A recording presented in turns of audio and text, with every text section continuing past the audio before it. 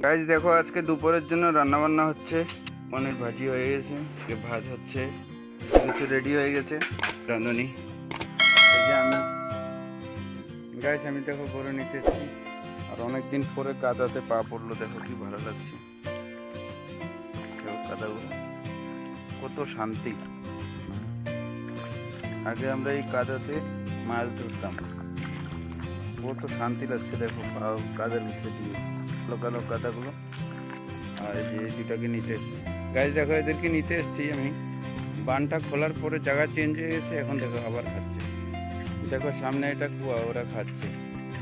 এখানে আগে আমরা স্নান করতাম, আর এখন দেখো জল কত উপরে, এখন আর কেউ স্নান করে না।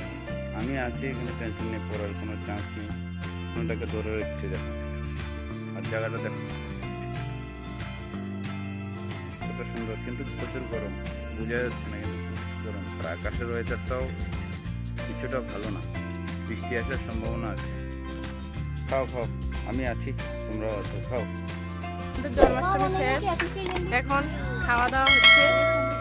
এই যে কলমি শাক খেয়ে দেখো কি অবস্থা, তিতা খেয়ে। দেখো সেজন্য এতটুকুই, দেখা হচ্ছে পরের ভিডিওতে।